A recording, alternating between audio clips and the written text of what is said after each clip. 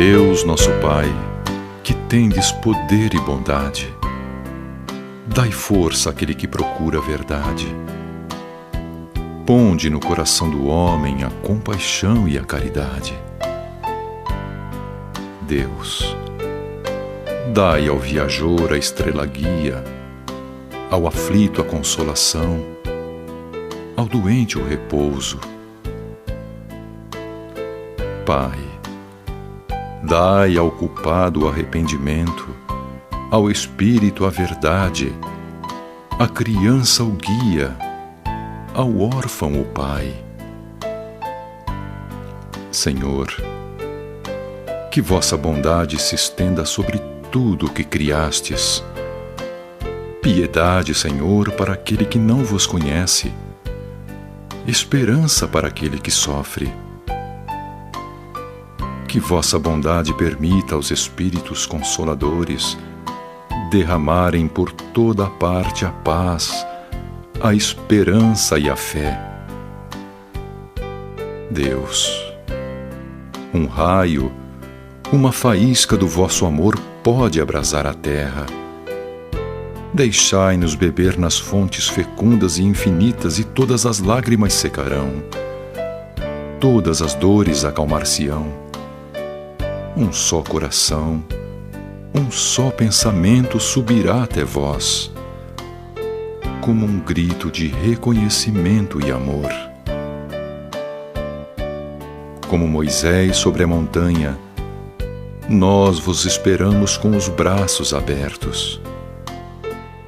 Ó poder, ó bondade, ó beleza, ó perfeição, e queremos de algum modo alcançar a vossa misericórdia. Deus, dai-nos a força de ajudar o progresso a fim de subirmos até vós. Dai-nos a caridade pura, dai-nos a fé e a razão. Dai-nos a simplicidade que fará das nossas almas o espelho onde se refletirá a vossa imagem.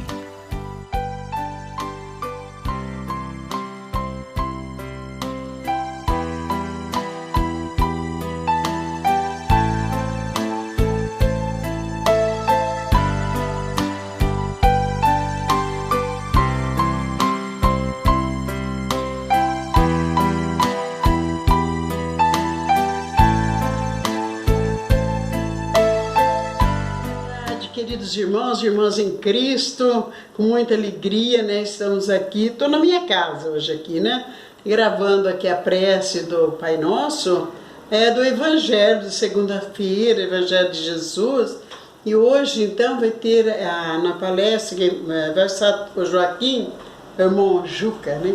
Que é a cinegrafista, e a nossa irmã Eliane é que vai fazer o Livro dos Espíritos e o Evangelho. E aqui estou na minha casa cantando a prece com vocês. Cantem comigo, por favor, cantem comigo, cantem sozinha, cantem sempre. Vamos levando essa prece maravilhosa de Jesus, né, gente? E aqui vai com vocês o Pai Nosso.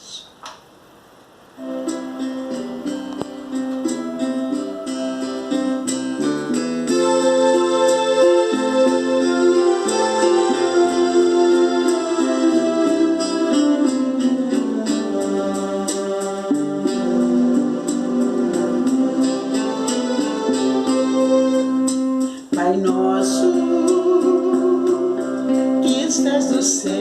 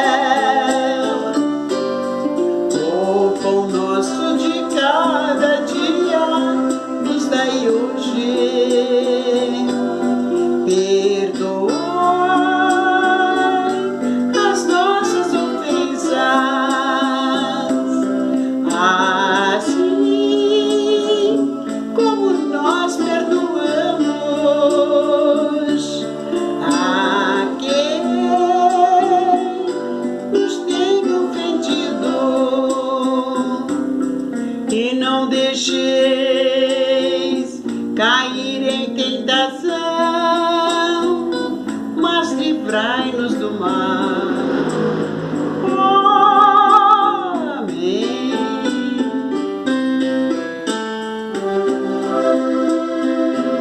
Pai nosso que estás no céu, santificado seja o vosso nome. Venha a nós o vosso reino. Seja feito, Pai, a vossa vontade, assim na terra como nos céus. O pão nosso de cada dia nos dai hoje. Perdoai as nossas ofensas, assim como nós perdoamos a quem nos tem ofendido. E não deixeis cair em tentação, mas livrai-nos do mal. Amém. Boa tarde, amigos. Espero que estejam todos bem. Hoje falaremos sobre a questão 643 de O Livro dos Espíritos e o capítulo 10 do Evangelho segundo o Espiritismo, nos itens 16 ao 18. Essas lições, elas nos trazem a prática de fazer o bem, ensinando-nos que toda a humanidade pode praticá-la.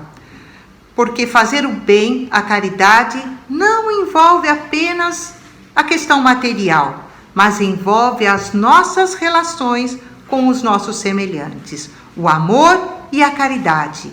E nesses itens, nessas lições, é isso que eles vêm nos apresentar, a prática da caridade, a prática material, mas a prática moral. Kardec, nessa questão 643 do Livro dos Espíritos, pergunta: haverá quem, pela sua posição, não tenha possibilidade de fazer o bem? E Kardec, vejam que ele usa pela sua posição. Kardec, sempre muito inteligente, pedagógico, não é? Por que ele pergunta isso? Pela sua posição. Porque às vezes nós damos desculpas para fazer o bem. Eu não tenho condições financeiras para fazer o bem, eu não tenho alimento nem para mim, quase na minha casa, como eu vou doar para o outro? Eu não tenho tempo, eu trabalho muito, eu não posso parar para ir em algum lugar fazer o bem. Então Kardec fez essa pergunta querendo saber: essa posição é impedimento para a prática da caridade? E a espiritualidade nos responde: não há quem não possa fazer o bem. Somente o egoísta nunca encontra ensejo de o praticar. Basta que se esteja em relação com os outros homens para que se tenha ocasião de fazer o bem. E não há dia da existência que não ofereça, a quem não se ache cego pelo egoísmo, oportunidade de praticá-lo. Porque fazer o bem não consiste para o homem apenas em ser caridoso, mas em ser útil, na medida do possível, todas as vezes que o seu concurso venha a ser necessário. Então a espiritualidade é muito clara e nos alerta, nos ensina que para praticar a caridade podemos fazê-la em qualquer momento, em nossas relações diárias, que a prática da caridade pode ser realizada por todos nós. Não existe impedimento para que possamos não realizá-las, né? Então, em qualquer lugar onde estivermos nos relacionando, podemos praticar a caridade, que não depende das minhas posses, não depende do meu tempo, não depende de eu ter um lugar, uma data, um horário para fazê-lo. Não depende de nada disso. É claro que, se nós tivermos disponibilidade em nosso cotidiano de termos um horário, uma data, semanalmente, para estarmos em algum lugar, para fazermos o voluntariado, para podermos naquele instante estarmos praticando a caridade, é ótimo. Sabemos o quanto os locais necessitam de pessoas que tenham essa disponibilidade e que façam esse voluntariado. Mas a espiritualidade vem e nos diz: este é um lugar a mais. É ótimo que eu tenha essa disponibilidade, mas é um lugar a mais que praticamos a caridade. Por quê? Porque é em nossas relações, nas nossas relações de trabalho, na família, nos amigos, é que encontramos a oportunidade intensa de praticá-la. Enfim, no nosso dia a dia. Por isso que não existe impedimento, porque nós estamos nos relacionando o tempo todo um com os outros. Somos seres sociais que nos relacionamos. É por isso que não existe impedimento, porque é nesse meio que encontramos possibilidades, que encontramos pessoas que precisam que olhemos para ela. A espiritualidade apenas nos alerta que somente aqueles que estejam cegos no egoísmo não conseguem praticá-lo. E quando ela vem e nos diz isso, a primeira coisa que temos que fazer é nos perguntar para nós mesmos: tenho sido egoísta em minha vida? Quando tenho sido egoísta em meus relacionamentos, em minhas relações com os meus pares? Tenho percebido a necessidade do meu próximo, dos meus irmãos? Ou estou tão envolvida no egoísmo que só penso em mim mesma, que só reparo a minha necessidade, como diz o dito popular, que só penso naquilo que está no meu umbigo? Será que eu tenho tido mesmo essa abertura para reparar, para olhar, para ver o que os irmãos estão precisando?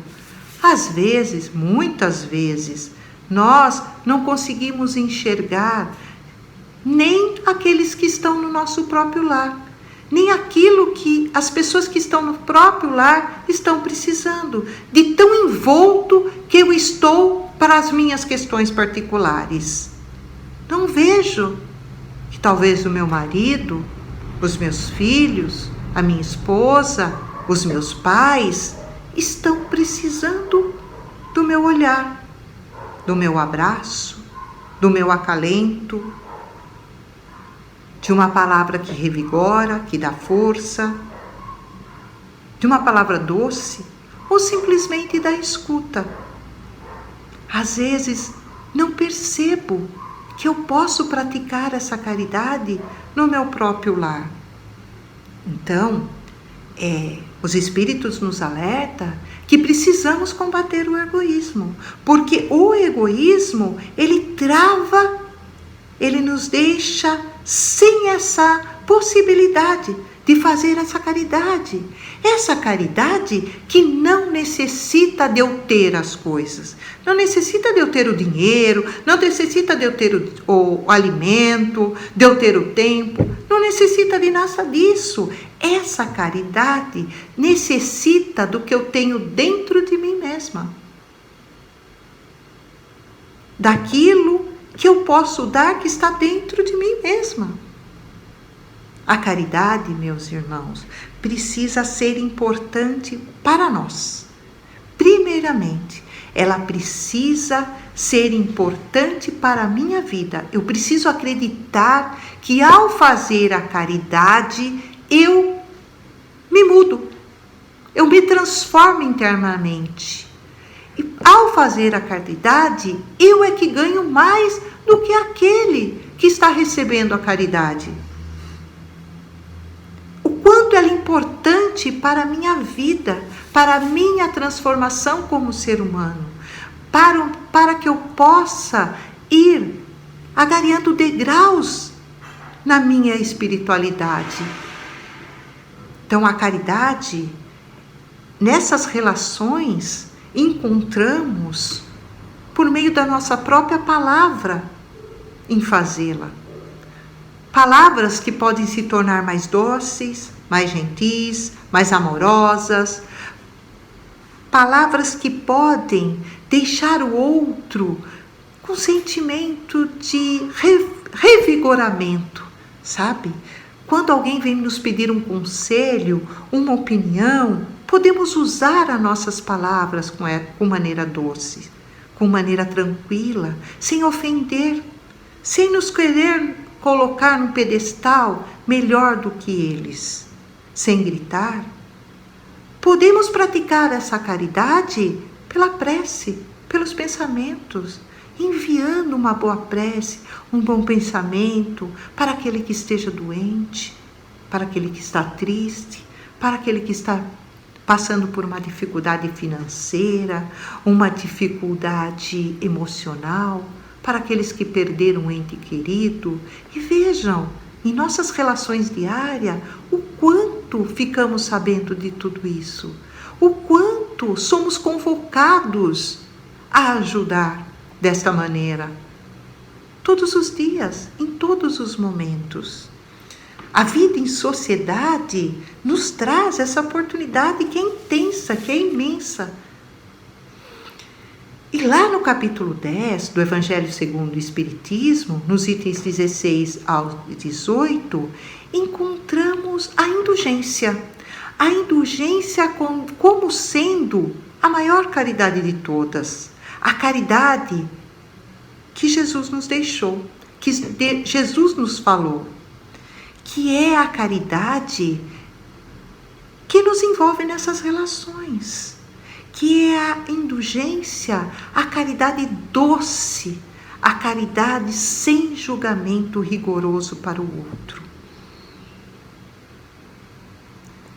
Que nós possamos entender a indulgência para que deixemos de lado esse julgamento.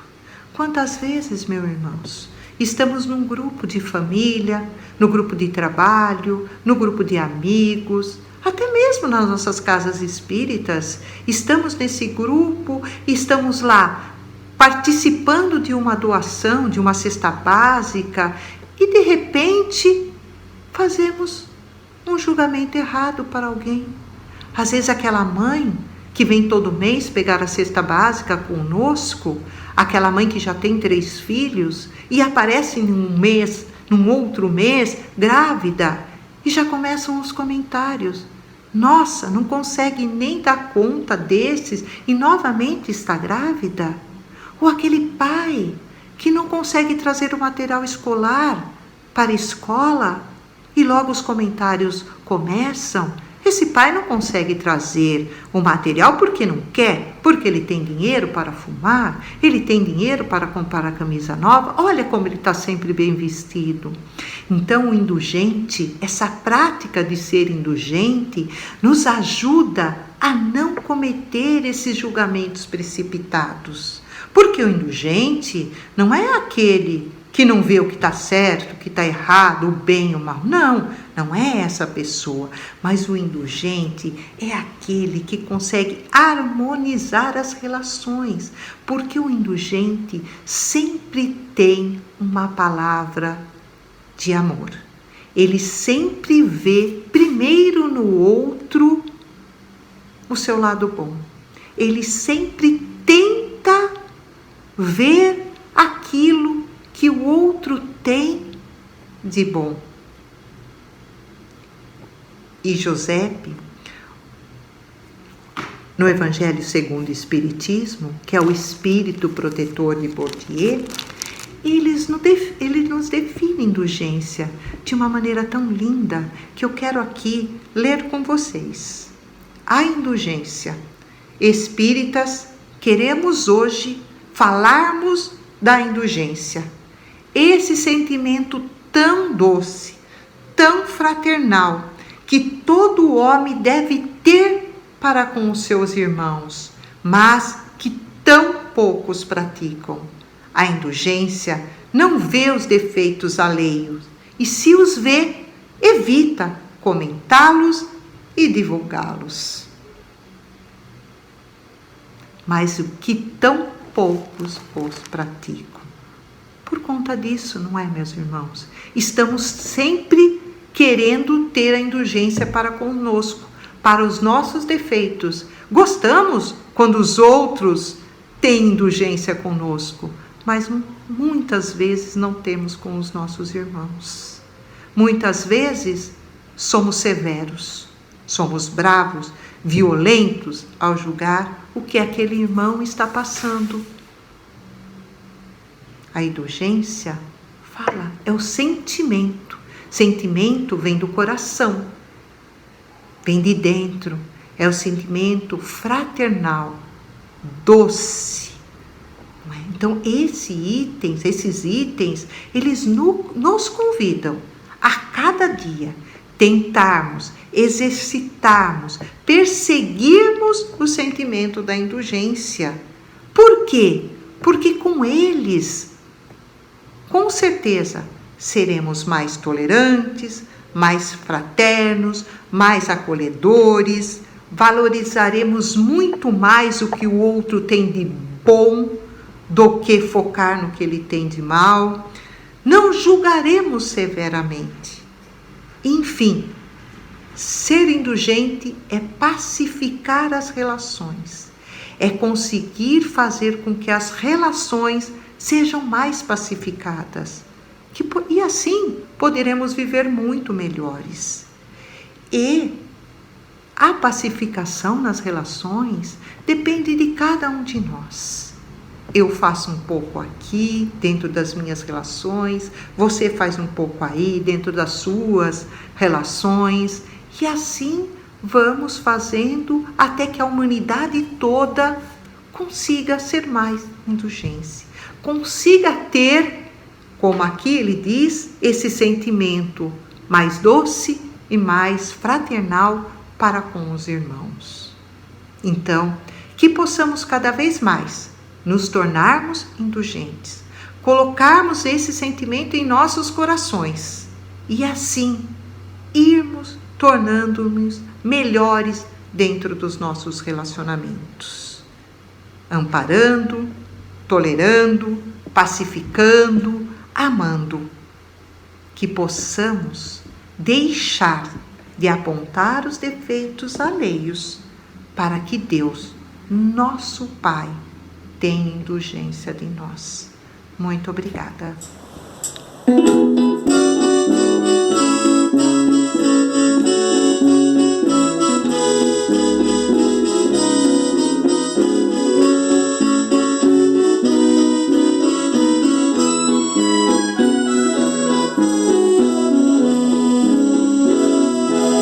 Então que Jesus certo dia andava junto ao lago azul de Gerezaré, e as multidões ele ministrara seus ensinamentos de amor e fé. Com saliva e lodo curar os cegos junto ao velho tanque de Siloé. Numa tarde linda de primavera, outros mais prodígios ele fizera na cidade santa de Nazaré. Foi o bom Jesus quem nos ensinou, e junto ao lago azul de Gerezaré, caridade é luz, bondade é amor, verdade é fé. Tanto no Tabor, em Jerusalém, quanto em Betânia, em Jerusalém, ele foi o caminho, verdade, a vida, como ainda é.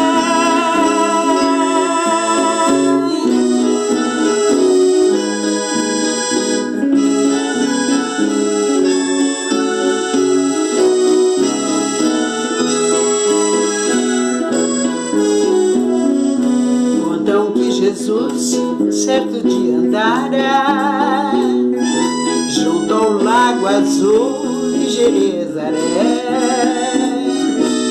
e as multidões ele ministrara seus ensinamentos de amor e fé. Com saliva e lodo curaram os cegos junto ao velho tanque de Siloé, numa tarde linda de primavera. Outros mais prodígios ele fizera na cidade santa de Nazaré. Foi o bom Jesus quem nos ensinou junto ao lago azul de Jerezaré. Caridade é luz, bondade, amor, verdade é fé. Tanto no Tabor, em Jerusalém, quanto em Betânia, em Jerusalém, ele foi o caminho, verdade, a vida, como ainda é.